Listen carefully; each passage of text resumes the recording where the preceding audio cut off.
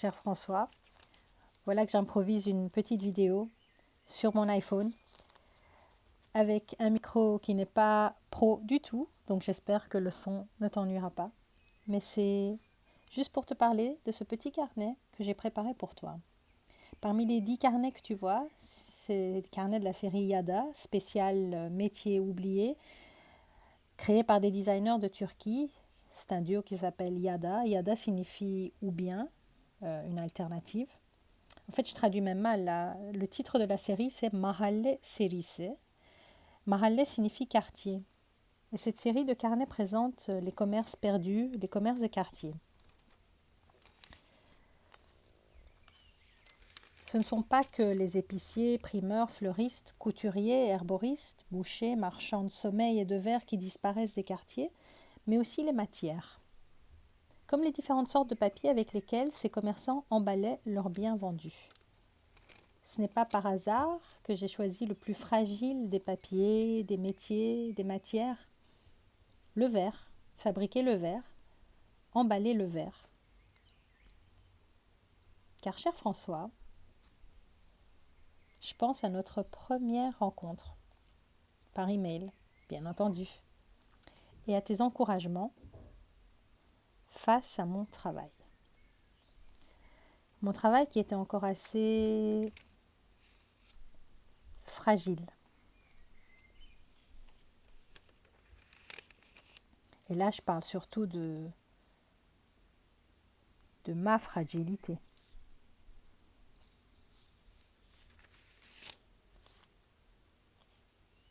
Avant de t'envoyer mes textes et mes envies de traduction de textes contemporains de Turquie, j'avais fait lire mes nouvelles à des soi-disant experts, lecteurs, professeurs, whatever. J'ai reçu des retours horrifiques car les arguments touchaient au cœur de ma langue.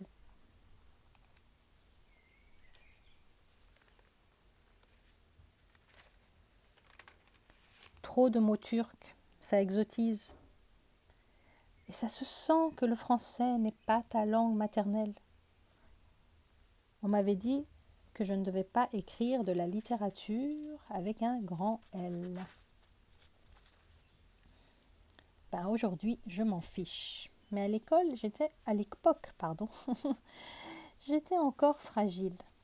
Pas mal ce lapsus, école. Comme tu vois, j'improvise vraiment là.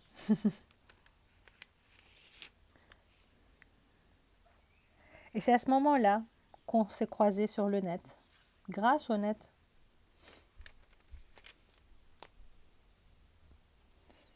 Et tu vas sans doute te demander, mais pourquoi toute cette paperasse ? C'est simple. Entre les vidéos, les photos, les traitements de texte, les claviers, les écrans, les softwares, ben, il y a toujours les gestes. Ben oui. Je pense aussi à Flusseur, bien sûr, quand je parle de gestes.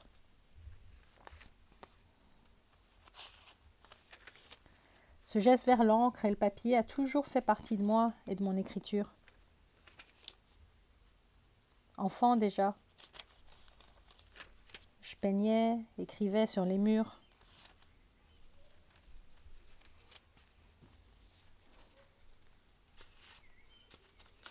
Couper, coller, déchirer, écrire. Avec cette liberté enfantine. Cette liberté qui me permet de créer sans peur, car ce qui compte, c'est le geste, l'écriture. C'est toujours l'écriture.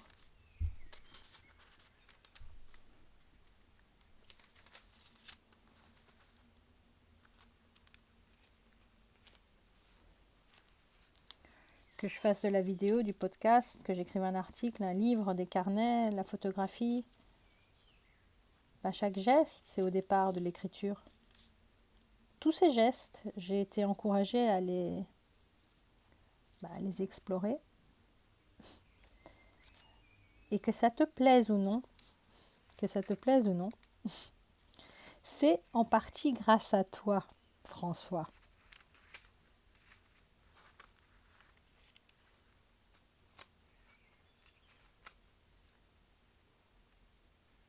Regarde cette image-là. J'ai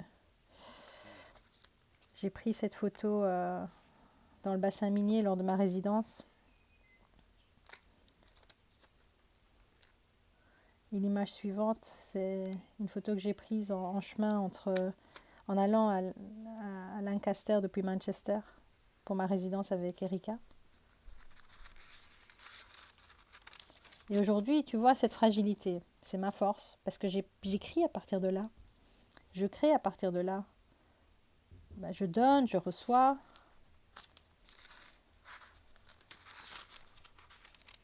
Et je ne me pose plus la question si le français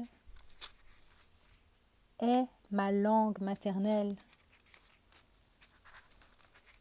C'est ma langue et j'en fais ce que je veux.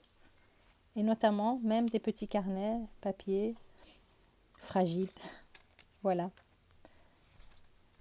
J'espère que ce petit carnet va te plaire. Et je voulais juste te dire,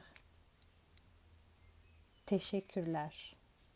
Merci François.